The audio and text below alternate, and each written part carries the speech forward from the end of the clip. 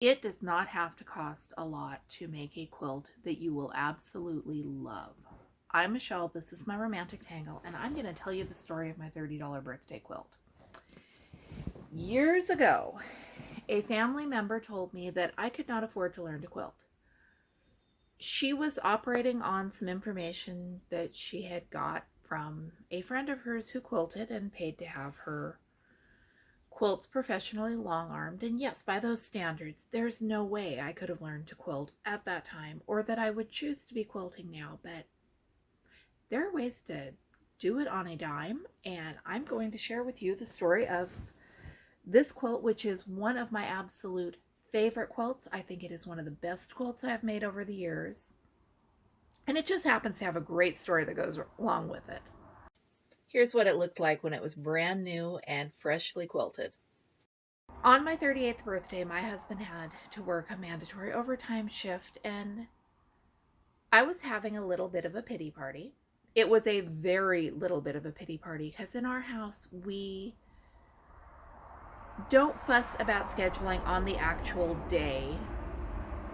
We'll celebrate the day before or the day after, whatever works, but it was my birthday. I was home with the kids, and early in the morning, I was flipping through a library book and I found a picture of an antique quilt that I fell in absolute love with. And it took me a very few seconds to decide that I was making myself a birthday quilt. I dug into my stash of thrift store scraps and fabric that I had bought at Joann's back when you could buy fabric cheap at Joann's and it was still worth sewing with. And I started drafting and cutting and sewing blocks. And by the end of the day, I had a whole lot of this quilt top done. And by the end of the week, I had a quilt.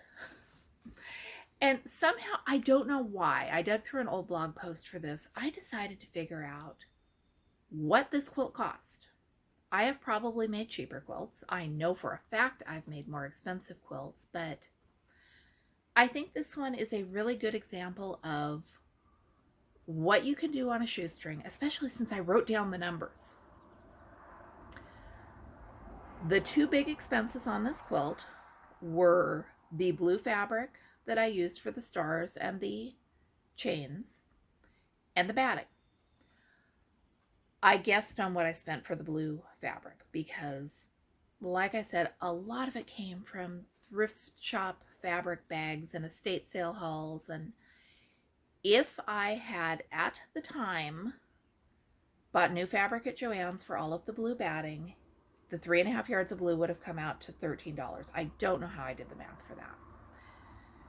3.5 yards, if I went to Crafter's Warehouse and bought flat folds of good new quilting fabric, I could do it for 21 bucks. That is their discounted stuff.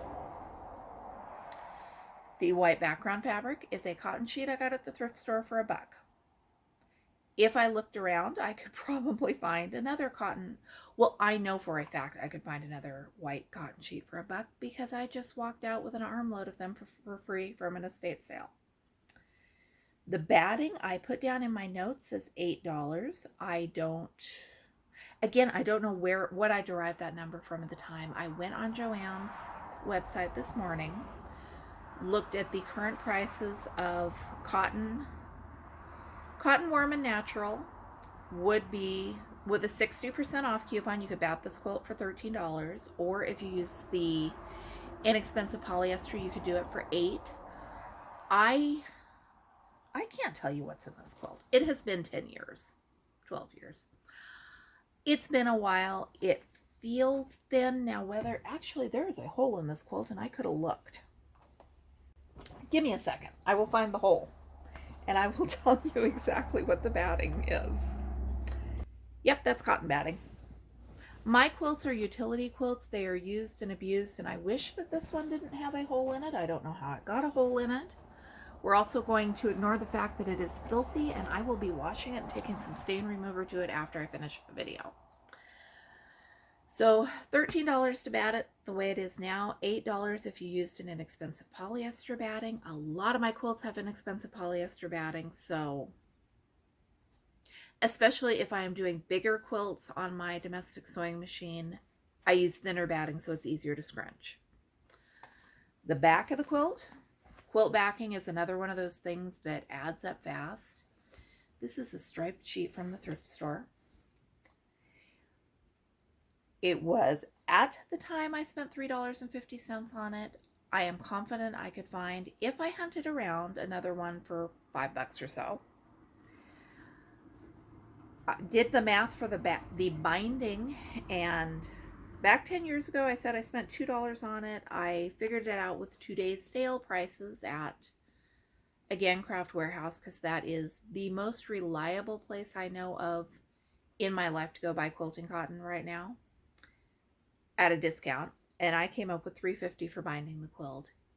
These are not quilt shop prices. If you went and made this quilt with quilt shop prices, it would cost a lot more. $1.59 on thread, which I have no idea how I came up with that number. Because I have no idea how I come up with that number, but $4 or $5 on thread. If you did it today, I use Connecting Threads Essentials, which is a really inexpensive cotton. The quality, I like it better than the stuff that came with my sewing machine from the hoity-toity sewing machine store. This is like I said, filthy. It is really densely quilted with spirals, so I used a lot more thread than I needed to use. So back in 2010, my budget for this quilt was $29.09. That is the entire thing.